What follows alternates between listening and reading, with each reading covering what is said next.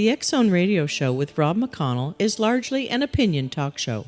All opinions, comments, or statements of fact expressed by Rob McConnell's guests are strictly their own and are not to be construed as those of the X-Zone Radio Show or endorsed in any manner by Rob McConnell, Relmar McConnell Media Company, the X-Zone Broadcast Network, its affiliated networks, stations, employees, or advertisers.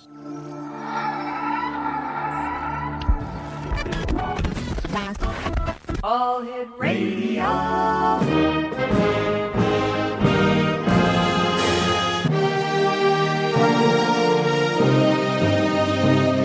Welcome to the X-Zone, a place where fact is fiction and fiction is reality. Now, here's your host, Rob McConnell.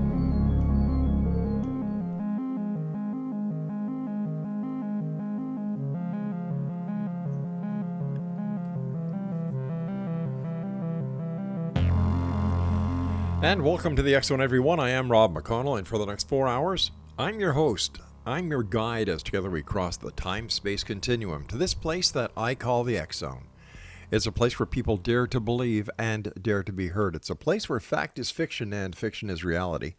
And the X-Zone comes to you Monday through Friday from 10 p.m. Eastern until 2 a.m. Eastern, right here on the X-Zone Broadcast Network, Talkstar Radio Network, Mutual Broadcast Network, and iHeartRadio.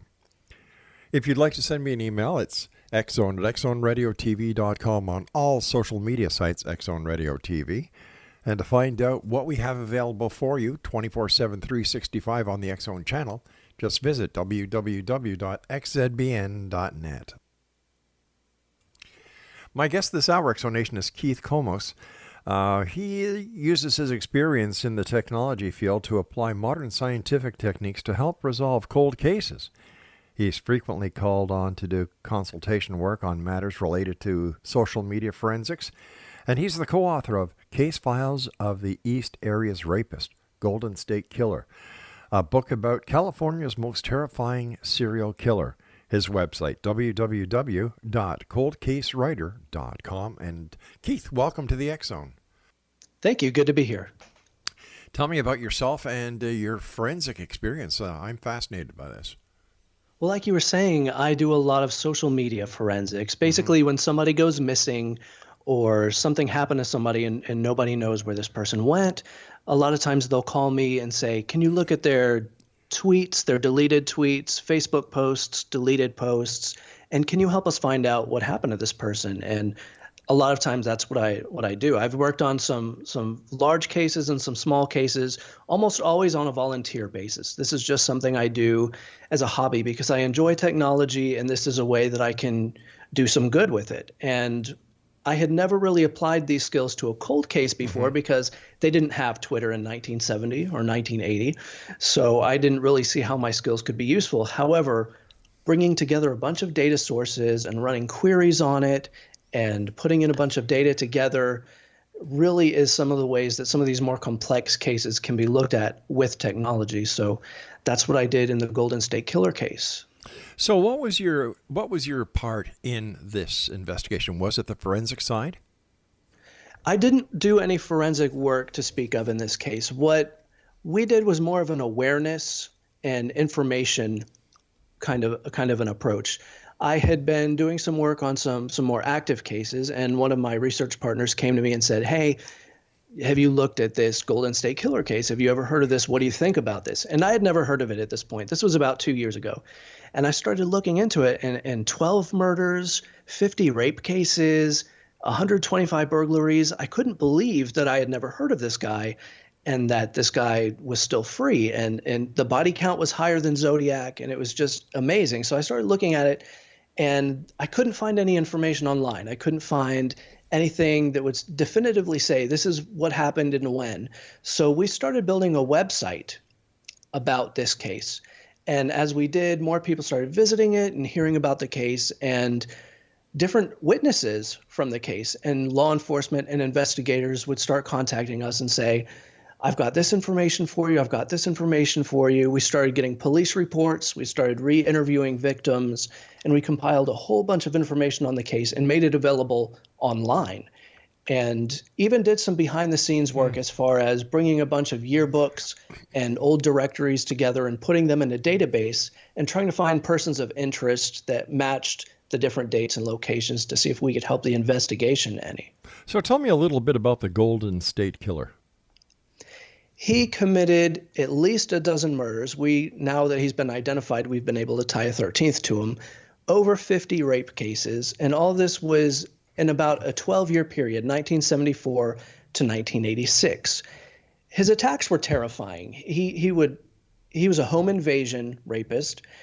Every victim thought that they were going to die when he came in there and he would attack them. He would awaken his victims with a flashlight in the middle of the night. They'd be sleeping and the flashlight would beam right in their eyes. He'd have the woman tie the man with shoelaces that he'd brought to the scene while he stood there pointing a gun at them and issuing threats. He'd tell them he only wanted food and money, probably to lull them into a false sense of security so that if they cooperated, they wouldn't be hurt or killed, so they thought. Then he would tie the woman's wrists together behind her back and tie her ankles. He'd retie the man's wrists just in case the woman had tied him gently and he'd be able to get free.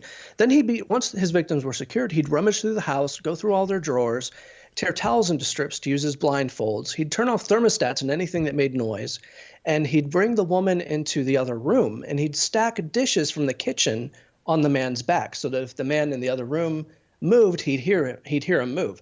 And then he'd sexually assault the woman, and then they were blindfolded, and sometimes he'd put blankets over their heads, and he'd take their wedding rings or their class rings, and they didn't know when he left. Sometimes he'd been gone for 30 minutes or an hour before they even moved. So he was long gone. And he did this over and over and over again. He did it in Sacramento. He did it in Modesto, Davis, San Ramon, Walnut Creek, and police couldn't catch him. He didn't leave any fingerprints. Nobody ever saw his face very clearly, and he was just a ghost, basically. And as he moved to Southern California in late 1979, he started the same method of operation, but then he would kill his victims at the end of it, first by gunshot, then by bludgeoning. Oh my gosh. Scary stuff. Really? Did he work alone? Was he a lone assailant? As far as we know, he did work alone. There were a couple attacks where somebody thought that maybe there was a lookout or a getaway driver outside, but he didn't steal a lot from the crimes, so there really wasn't anything for an accomplice to gain if the accomplice wasn't attacking as well. So now that he's been identified and his life is being combed through, looking for a possible accomplice is one of the things that we're looking at. Fascinating. And now 40 years later, apparently there's been an arrest. Tell us about that. So traditional investigative techniques hounded this killer for 40 years, and they didn't work. He was outside of the dragnet, outside of the variables. Nobody knew what to look for. Was he a utility worker? Was he a mailman? Was he a transient? We really didn't know. There was evidence that he had some military experience just by the things that he did and said and the things that he wore. It looked like he might have had some police experience, especially in the beginning. He gave himself away a little bit. He told one victim number 3, he told her to freeze when she started to move around. He had a police issue revolver at one point. He had a billy club at one point. And so you look at these things and you're like, well, maybe he was law enforcement. He had the bearing of a police officer, but he also had a military bearing. He also seemed to have connections to a utility company. Over half of his victims had a connection to the medical field. So where do you look for this guy? This was the end of the Vietnam era. Almost everybody in the area had military experience, especially in East Sacramento, where there were 2 giant military bases. So traditional techniques just weren't working. Finally, in late 1996, DNA technology connected several of his murders together. So instead of these isolated attacks, these attacks weren't connected together, even though the method of operation was similar. The attacks were connected through DNA. Then, and this was in the Southern California attacks. In the Northern California attacks, there were 3 incidents there that had DNA. So those were connected in 2001. So at this point, technology had tightened the ring around this guy a little bit, at least in the sense that jurisdictions who had separate offenses, because I named all the cities that he attacked in early on. He was all over the place. Yeah. But now we knew that we were looking for the same guy. And DNA technology continued to improve, and they were able to do bigger and better things. In the early 2000s, there was a proposition passed called Proposition 69 that would test death row inmates and people who had committed violent offenses. It would test their DNA against other DNA that was in databases and from cold cases that it hadn't been solved. Unfortunately, the killer wasn't on death row, so this didn't really generate anything, but it did set a precedent for this case using DNA in interesting ways to help the investigation. As time marched on, one of the investigators, his name is Paul Holes, he was at the end. He'd been working on this for 24 years. He was at the end of his career. He was retiring. He, among other investigators, thought, well, this is my last shot to do this. He said, let's use our resources and pool everything into the latest DNA technology and see what happens. A couple things had come along in this point. One was open source databases for DNA. This is where you can upload. It's like Ancestry or 23andMe, where you can upload your DNA profile and people use it to connect to each other through genealogy. All right, we're going to have to take a little bit of a cliffhanger here. I have to take my break. Please stand by. Exonation and Keith KOMOS. Is it KOMOS? KOMOS, yeah. KOMOS is our guest. We're talking about case files of the East Area Rapist, Golden State Killer. His website is www.coldcasewriter.com. And we'll be back on the other side of this break as we continue this story right here in the X-Zone from our broadcast center in Hamilton, Ontario, Canada. Don't go away.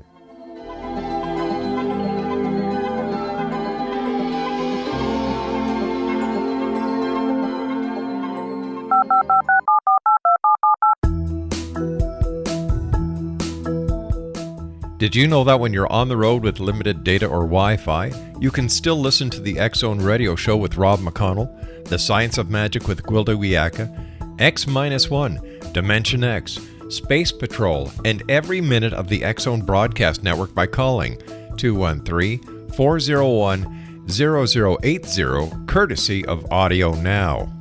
No smartphone, app, or internet needed. It saves your data plan and it's free if you have unlimited minutes. Call 213-401-0080 to listen on any phone, anytime, anywhere. Remember 213-401-0080 for the best of the paranormal, parapsychology, and sci-fi radio programming anywhere, 24/7, 365.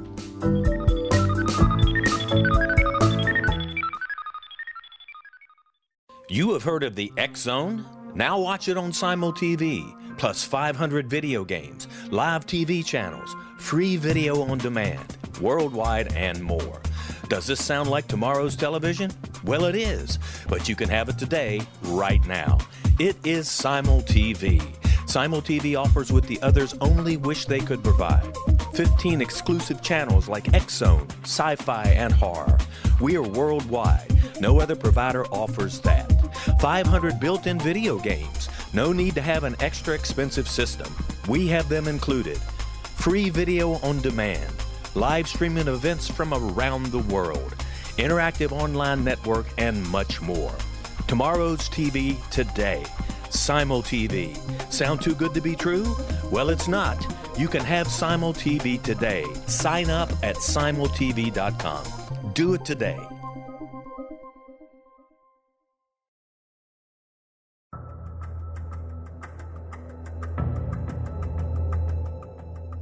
Modern Esoteric, Beyond Our Senses by Brad Olson, consummates the lifology story about where humanity originates.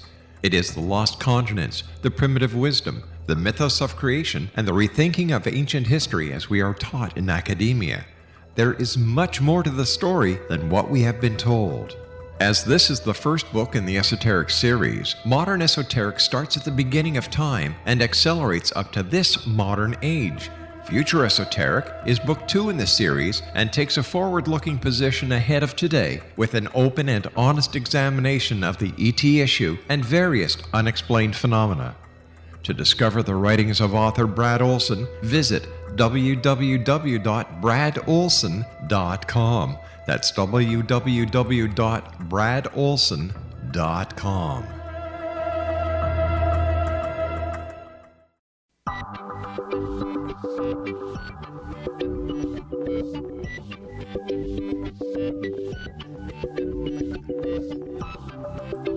Exonation, Keith KOMOS is our special guest this hour. He's the author of a book that is very interesting for all you real crime buffs.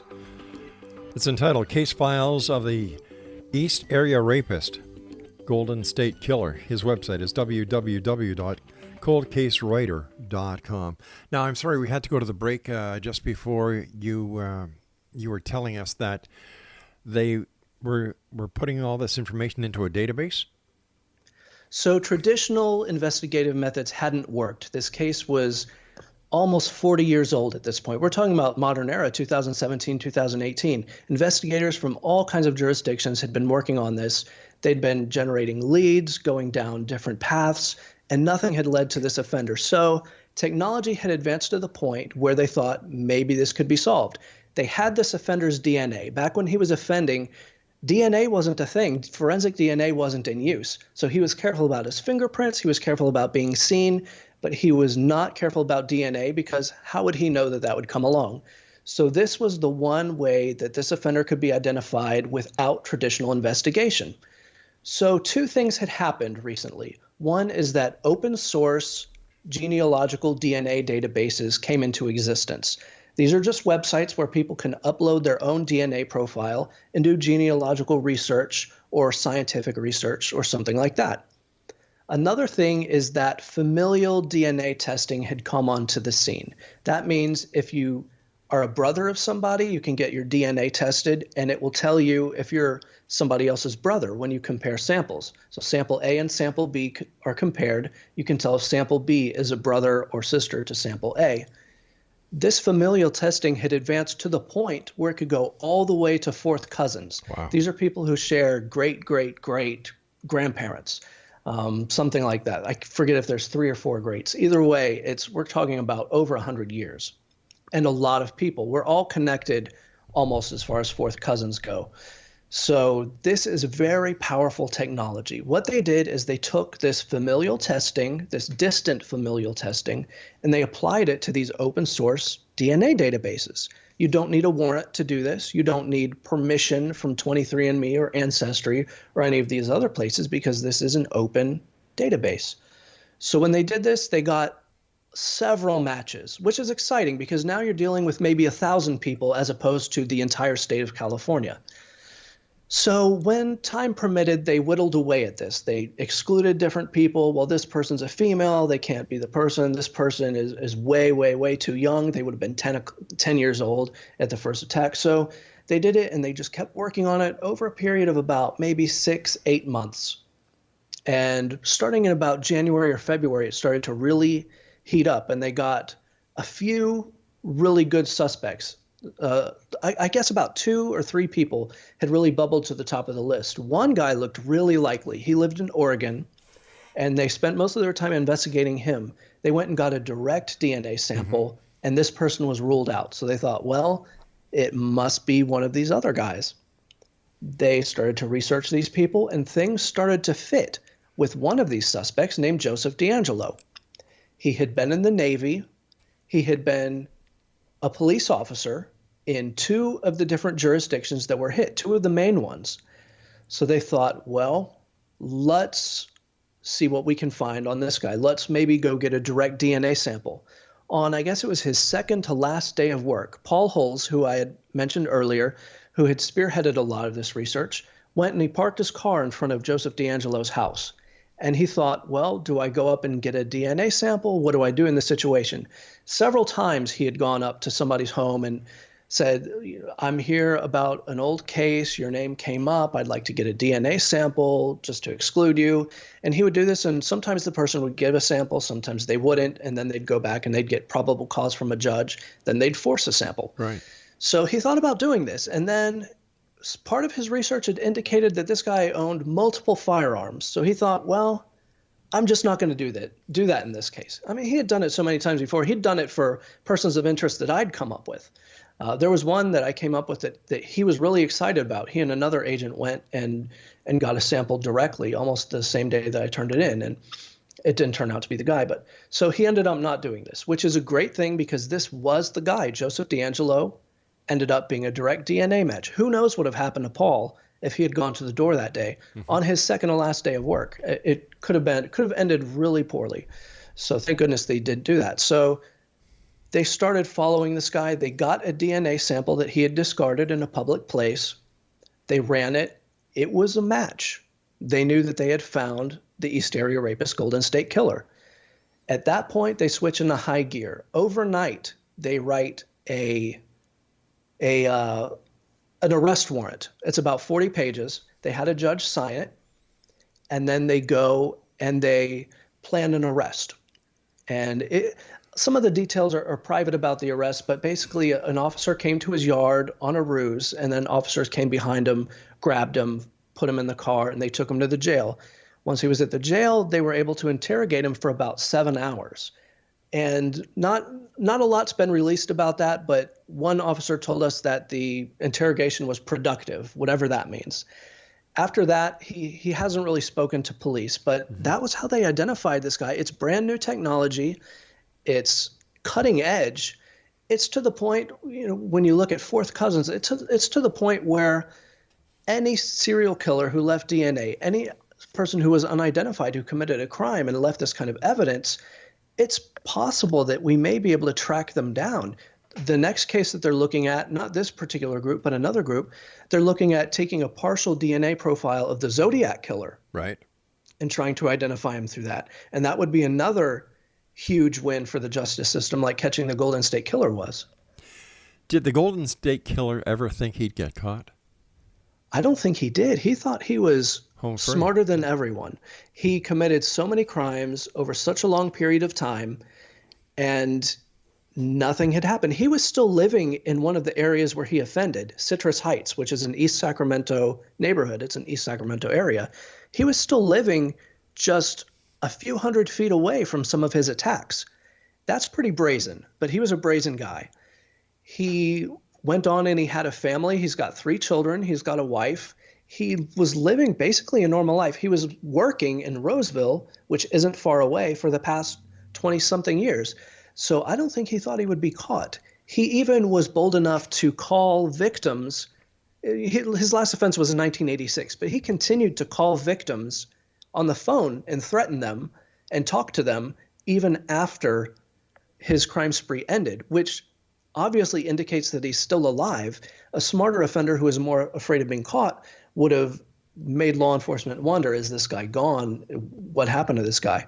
But still living in the area, still, he put his name and his handwriting all over everything, all kinds of documents, even though he left handwriting at one scene accidentally. So so much time had passed since his last murder, 1986. What is that, 30 years? Yeah. 32 years? He thought he was home free. He's 72 years old now. He thought he'd gotten away with it, but technology caught up to him. How many different offenses was he charged with ultimately? He has formally been charged with, I guess, 12 murders at this point. And the problem with the burglaries and the rapes is that the statute of limitations is way up on those. It was 3 years at the time, so they weren't prosecutable. And what happened is, even though he left DNA at Northern California scenes and at other scenes, they ended up tossing it out. Aside from just 3 cases out of 50, they tossed the evidence because the statute of limitations was up. They didn't know that he'd committed murder at that point.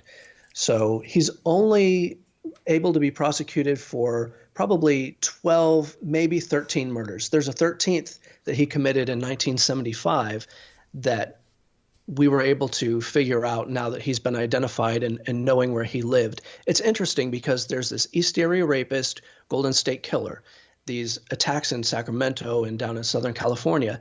Before all of this, there was a separate crime spree that had never been connected to this guy in Visalia, California, called the Visalia Ransacker.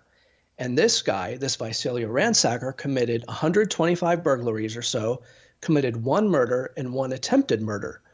And up until the arrest of Joseph DeAngelo, we didn't know that this Visalia ransacker and this East Area Rapist Golden State Killer was the same guy.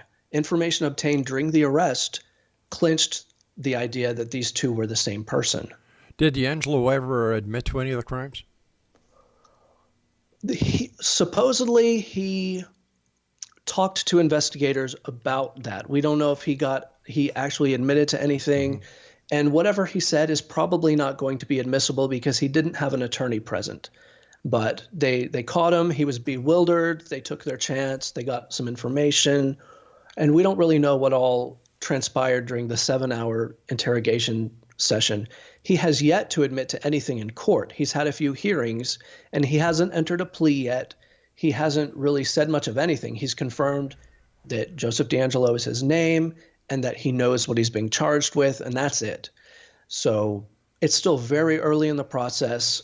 We're waiting to see what he's going to plea. He's got a court date on May 29th, which is in Sacramento, where he's being charged with 2 murders.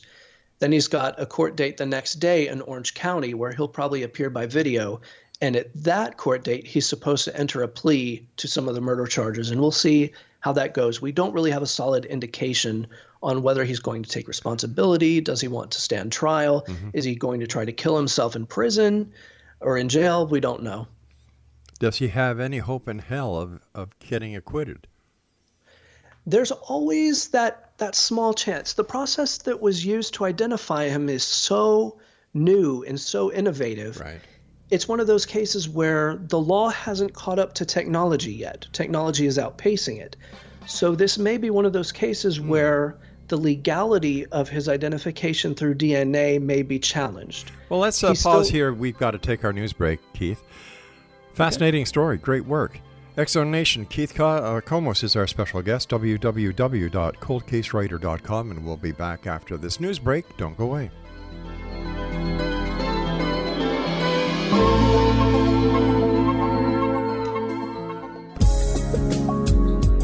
From our broadcast studios in Hamilton, Ontario, Canada, to the world and beyond, you're watching the X-Zone Broadcast Network, www.xzbn.net.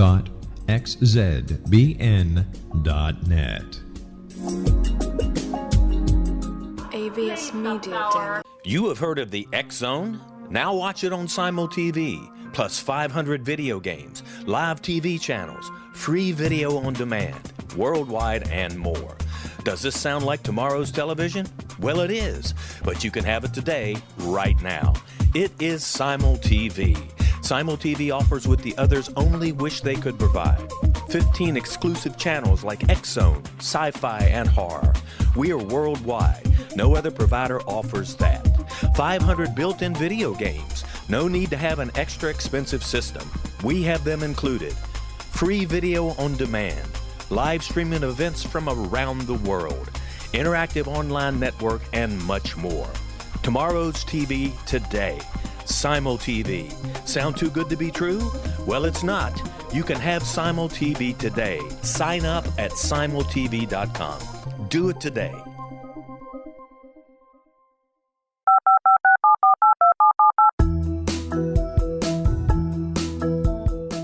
Did you know that when you're on the road with limited data or Wi-Fi, you can still listen to the X-Zone Radio Show with Rob McConnell, The Science of Magic with Gwilda Wiyaka, X-1, Dimension X, Space Patrol, and every minute of the X-Zone Broadcast Network by calling 213-401-0080, courtesy of Audio Now. No smartphone, app, or internet needed. It saves your data plan and it's free if you have unlimited minutes. Call 213-401-0080 to listen on any phone, anytime, anywhere. Remember 213-401-0080 for the best of the paranormal, parapsychology, and sci-fi radio programming anywhere, 24/7, 365.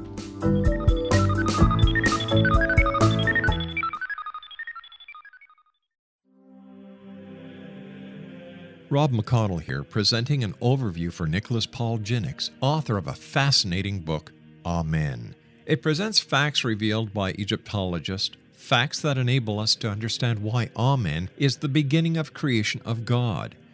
It provides recommendations for religious leaders of the major religions to unify their beliefs and teach the Word of God.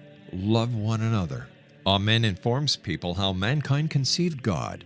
It was the Egyptians that developed the concepts of a soul, a hereafter, and Son of God. And finally, after the worship of many gods, they conceived the belief in one universal God, the maker of all there is. For more information, visit www.futureofgodamen.com. That's www.futureofgodamen.com.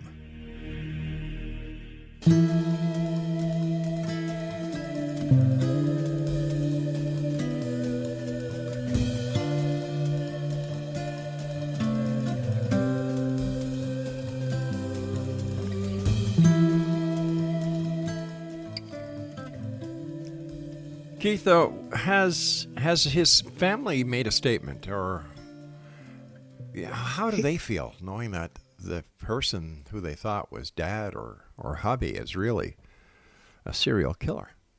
He's got siblings, and they've made a statement, and they're completely bewildered by this. They said they had no idea, and he had even mentioned the attacks one time to a family member, just asking, what would you do if this guy came into the house, or what would you do about this case? So, and they remember that tidbit, but other than that, they really had no idea. He was working as a police officer from 1976 through 1979 during the Sacramento East Area Rapist series. So he was actually working as a police officer while he was offending, and then he moved down to Contra Costa County and continued his offenses while working as a police officer up in Auburn near Sacramento. So he had a weird schedule already, and his family apparently had no idea. Now, we haven't heard from his wife or his children. We do have contacts who know his children who have written into the website saying, I know this person, I know this person. They've all taken a leave from their jobs and really haven't been seen or heard from. And what a terrible situation to wake up and find yourself in, to find that your husband or father or brother was this person and you had no idea. And they're as much victims as anybody else that he's terrorized throughout the years. And that, talk about getting the rug pulled out from under you. That's a nightmare scenario. Another nightmare scenario is that this person was a police officer sworn to serve and protect. Right. What a disgrace to the badge for everything that stands for. He was also in the armed forces. What a disgrace to everything that those men and women stand for and what they fight for. And he used that training against the community. He's supposed to serve the community, and he was terrorizing it.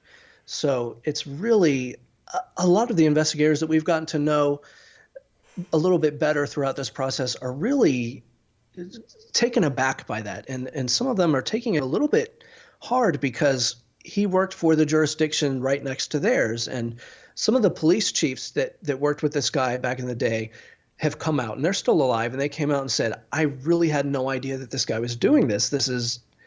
I'm just as surprised as you are. He was never one of the guys. He was never really a joiner. He was kind of a loner, but obviously they had no idea that he was doing this, that the very person that they were hearing about and looking for was standing right beside them. Has he undergone psychiatric examination yet? I don't know if he has or not. That would really be interesting, because one of the things that attracts people to this case, as far as their interest in it, they want to know what makes people like this tick. Is there a way that we can identify these type of behaviors early before somebody turns out like D'Angelo?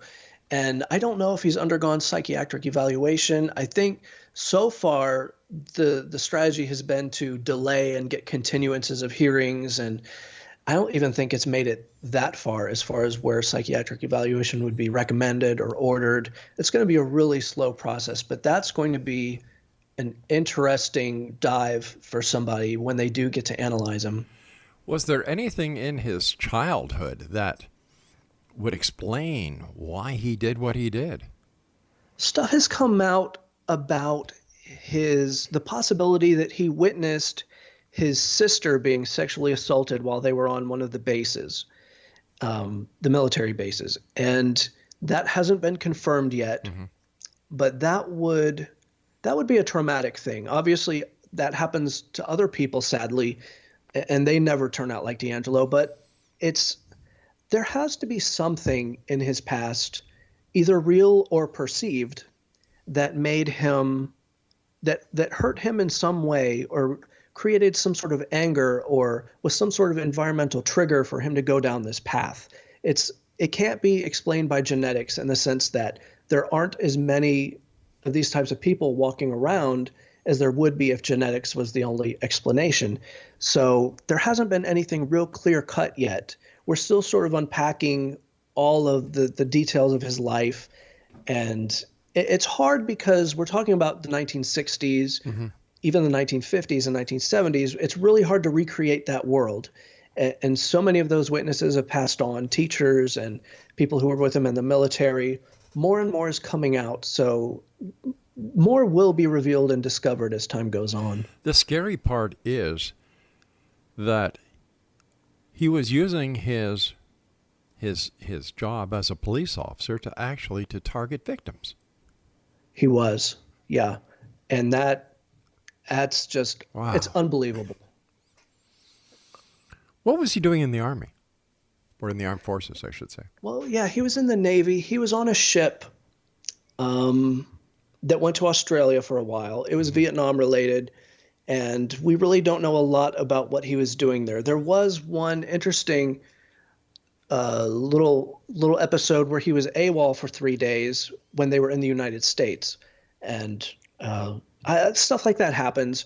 But it's just interesting in light of who he was. And it's possible that some of the tricks that he learned, as far as putting dishes on people's backs and the way he restrained people, he could have learned that in some of the armed forces, because some stories have come out about that happening in the Vietnam era. So it's possible that he could have learned some of those things in the armed forces. And it's also possible that there are victims that were victims of D'Angelo when he was in these different places.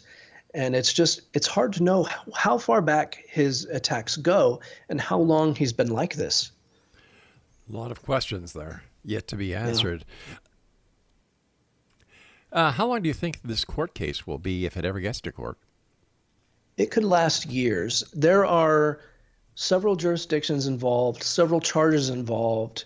See, originally when they talked about apprehending this offender, and it was just cloud talk, there was a specific plan in place where he would be tried for 4 of the murders in one jurisdiction, and they had all their ducks in a row. But once he was caught, everybody started charging him.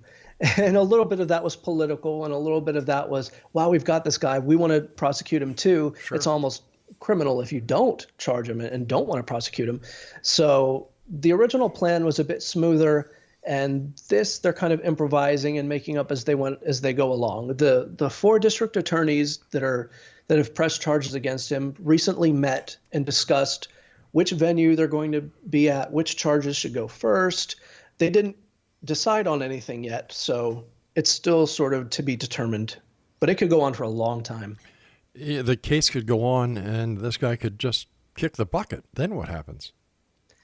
Then at least we know who he was. Justice was served in the sense that he was identified, he was exposed.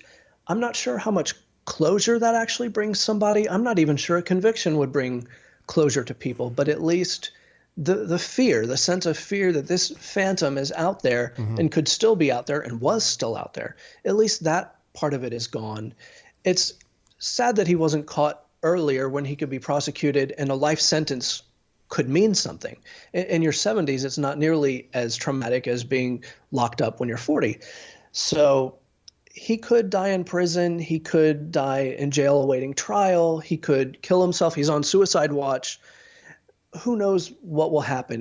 His psychology is interesting to the point where he's not going to take these charges the way that a normal person would. He doesn't feel fear the same way, obviously, because of the way he reacted in certain situations. So it's really interesting. They say that an offender like this thrives on control. And being in jail and being tried for murder is about the least control you'll ever have of your life. So it's just interesting to see how he'll mentally and physically react to this sort of situation. During his first hearing, which was right after he was captured, he appeared in a wheelchair and he appeared disoriented, and that was not the same guy that they had arrested. The guy that they had arrested, he was just riding his motorcycle down the highway at 90, 100 miles an hour. He was building a table in his driveway. He was an active, very active 72-year-old. So it's hard to say if he's physically and mentally deteriorating or if he's putting on an act to gain sympathy. We really don't know. It's only been a couple weeks or 2 or 3 weeks now, and so much has happened already. We'll just have to wait and see.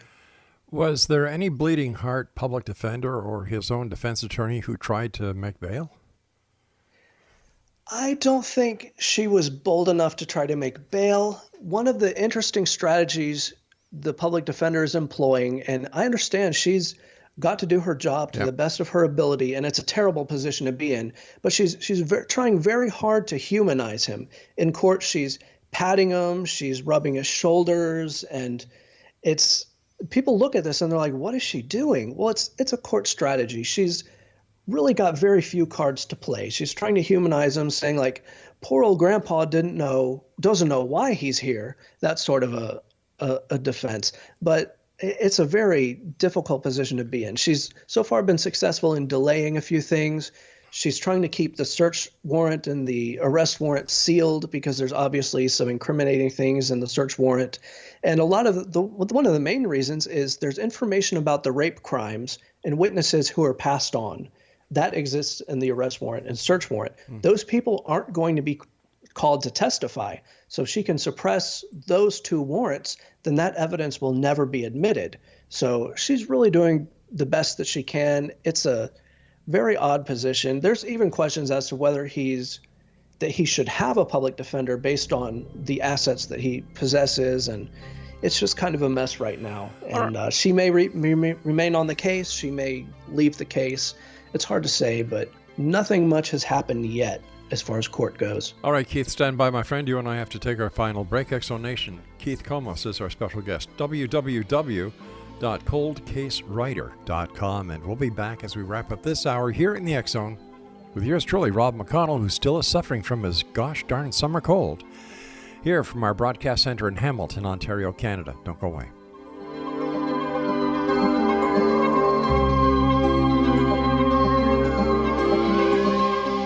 You have heard of the X Zone? Now watch it on Simul TV, plus 500 video games, live TV channels, free video on demand, worldwide, and more. Does this sound like tomorrow's television?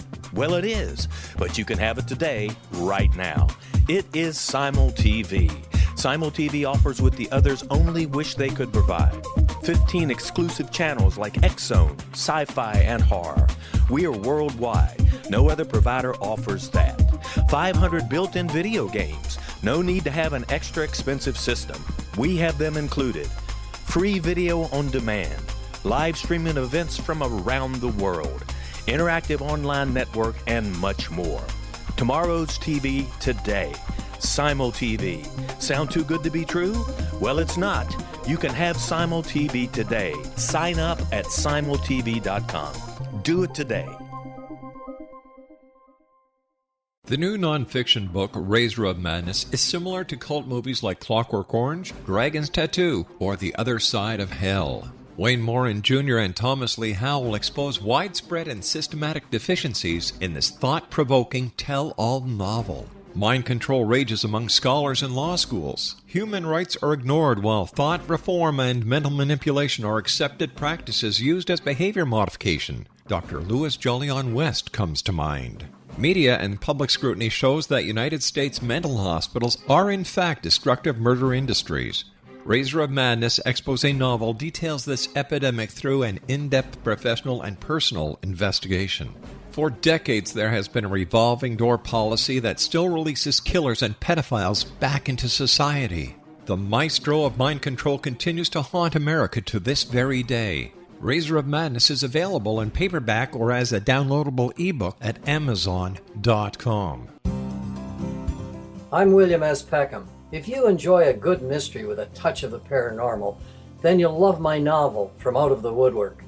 It's the story of a young Toronto contractor, Sean Kennedy, who buys derelict homes, guts them, and turns them into multifamily dwellings. Slums just waiting to happen. When Sean buys 29 Livery Lane, the house fights back. Former owners unexpectedly come out of the woodwork as he starts the destruction. The apparitions come to him when he touches old books, reads hidden letters, rummages through old boxes, finds a locket, or reads a discovered manuscript of a murder mystery. From Out of the Woodwork will take you from 1899 to the horror of the World Trade Center, September 11, 2001. Check out From Out of the Woodwork on my website, www.williamspeckham.com.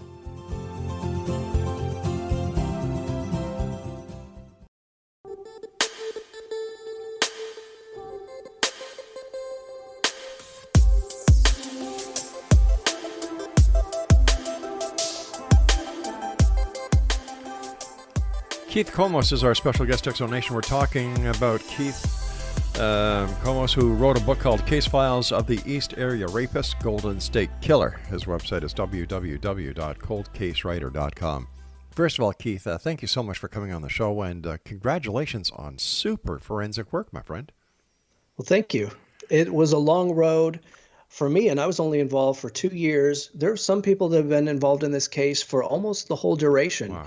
Some of the original investigators were on the case and they were taken off or they retired, and they continued to work on this into their retirement. And this became almost some people's life's work. And to have it pay off like this is really incredible. How do you see DNA and forensics working in the law enforcement community in the future? It's interesting because a lot of law enforcement organizations are reluctant to accept new technology. I run into this all the time when I do social media forensics, is that a lot of people don't see the value in it. They don't understand it. They would rather the FBI do it. But this is becoming one of the most important tools in the tool belt when it comes to capturing offenders, not just cold cases, but modern cases as well, because DNA can be lifted from almost anything now. You used to have a hair or saliva or some other bodily fluid. Now there's something called touch DNA, where just the most minute trace of skin oils or skin cells can run a full DNA profile. And it's really getting to the point, it's almost Big Brother at this point, where almost anybody can be identified when they've been somewhere. And the traditional methods of hiding from the law are going away thanks to this technology. So rather than just the FBI and some of the bigger law enforcement organizations, I see a lot of smaller jurisdictions being able to access this type of technology. Maybe their labs aren't up to snuff, but other labs in other places in the state and country and other countries may be able to assist on more difficult cases. And it's expensive. It's hard to get the resources for this type of thing. This case was lucky in that it had a lot of publicity and that resources were easy to justify for the district attorneys. But this technology really is the future of crime solving. What are the comments that the DA are giving out? They're not saying much. The less they say, the better, actually, because anything that they say can harm their case or be used against them or be used in an appeal or a mistrial or something like that. There's one jurisdiction in particular, Orange County, who was originally sort of slated to attack this case and prosecute this guy when he was found. They actually issued a self-imposed gag order starting last summer because they had unbridled optimism that this thing would be solved thanks to advancing technology and all of the awareness that this case was getting. So they've been really good about not going out there and saying things that could jeopardize any sort of prosecution. When you do talk to them, it's mostly political and big picture stuff right now because they're just trying to say, we want to prosecute this guy. We've got evidence, sort of let us do our jobs. You know, the media can help and it can hinder. So they're trying to manage the outside forces more so than the inside. They've all got great investigators and great staff that can bring this thing home. They're trying to work the big picture stuff. You know, I'm a former cop up here in Canada. And up here we have CPIC, the Canadian Police Information Center, which is a lot like your NCIC down there. Is this information available to departments online, or is it do they have to go through the FBI and the chain of command, so to speak? The actual information on the Golden State Killer case? On any DNA profile, like for example, On any... a detective in Sacramento, does he have access to a DNA database where all of these criminals who have either surrendered or had their DNA taken, the results of this DNA put into this database? Now, do departments around the United States have access to that database, or do they have to go through the chain of command by going through the FBI and having the FBI do what they do in order to give them back the information? They do and they don't. We have a national DNA database called KOMOS, right, which is any convicted felon, any convicted criminal that has DNA available is put into this. And when you run into a cold case or you've got a suspect, you can run it against this database to see if there's a hit. Almost anybody in the law enforcement community can access this. Then there's specific state-controlled DNA databases that may or may not be part of this.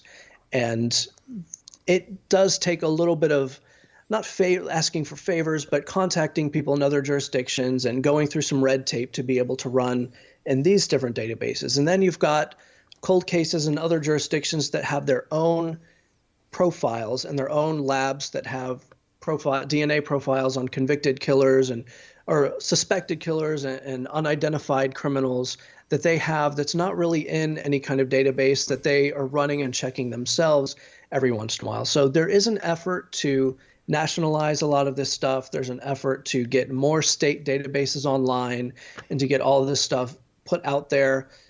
It's hindered by not having enough resources, some privacy and lobbying type laws and efforts are kind of against some of this stuff. So it becomes a political issue. And but as much as can be done, this is done and available to law enforcement agents.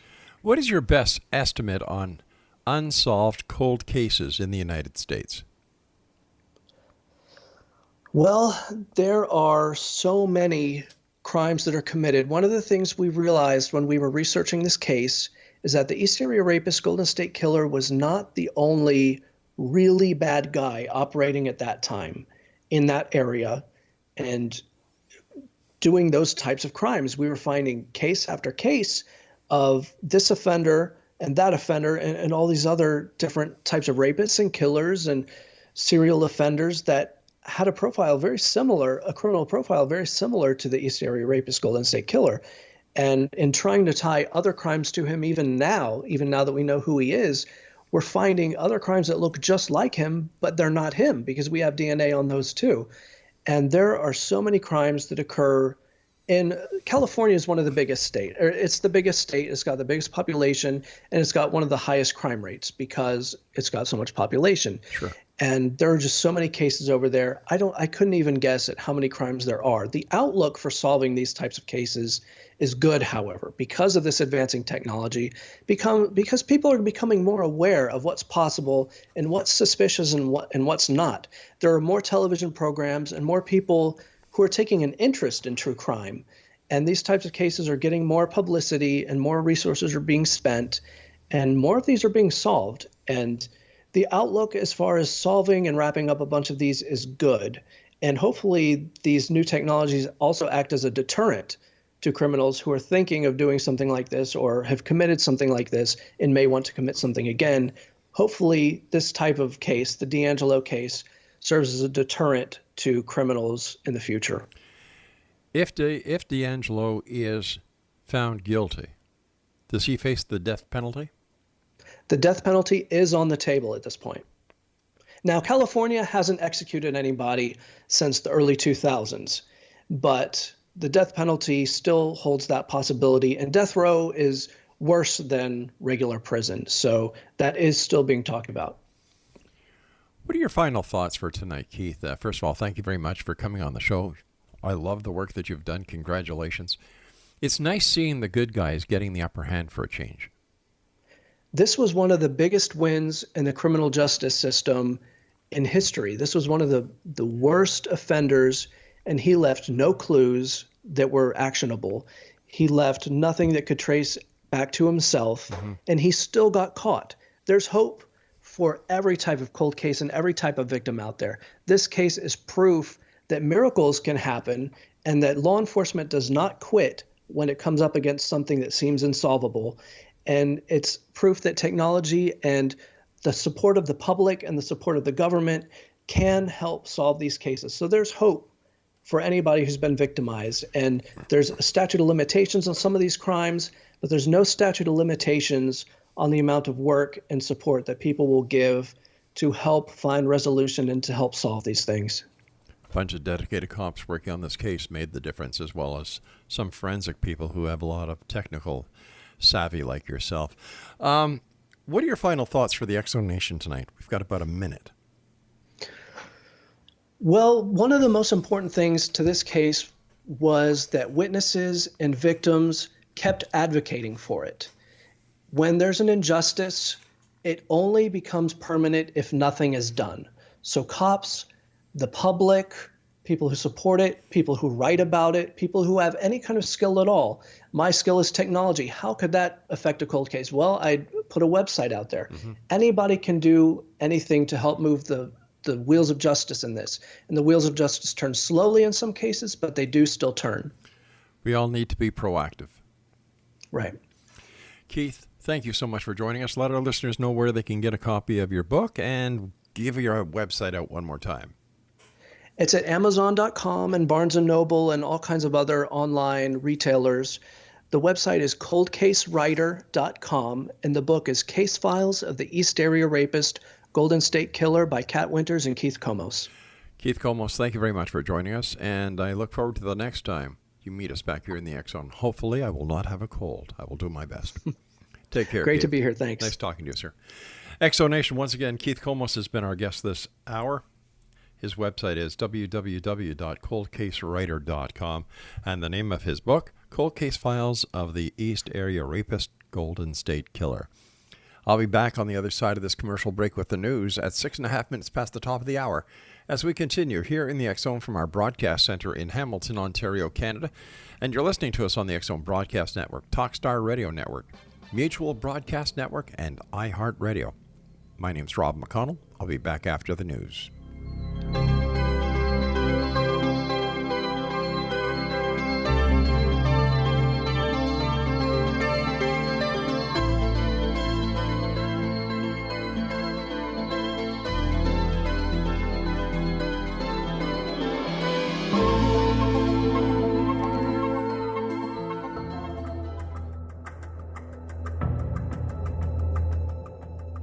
Modern Esoteric, Beyond Our Senses by Brad Olson, consummates the lifeology story about where humanity originates. It is the lost continents, the primitive wisdom, the mythos of creation, and the rethinking of ancient history as we are taught in academia. There is much more to the story than what we have been told. As this is the first book in the Esoteric series, Modern Esoteric starts at the beginning of time and accelerates up to this modern age. Future Esoteric is book 2 in the series and takes a forward-looking position ahead of today with an open and honest examination of the ET issue and various unexplained phenomena. To discover the writings of author Brad Olson, visit www.bradolson.com. That's www.bradolson.com.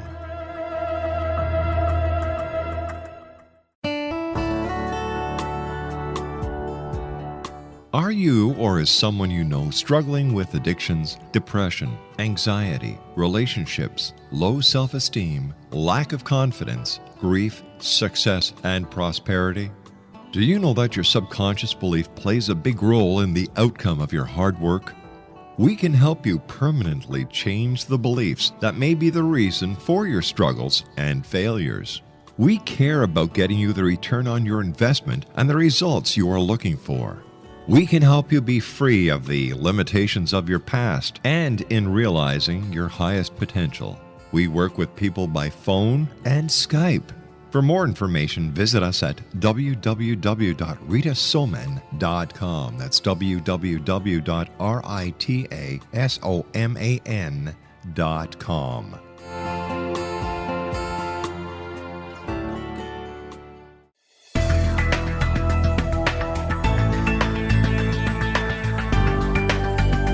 Do you think you have energy problems in your home? Do you feel better when you're away than when you're home? Joey Korn is a global leader in the world of dowsing who specializes in personal energy clearing and space clearing. He can help you create an ideal energy environment in your home no matter where you live in the world. Learn about his remote spiritual house cleaning services and much more at www.dowsers.com. You can get Joey's book, Dowsing, A Path to Enlightenment, as well as other dowsing books and tools, Kabbalah books, and Walter Russell books. Joey's work is really amazing. Go to dowsers.com right now. That's DOWSERS.com or call 1-877-DOWSING. That's 1-877-369-7464.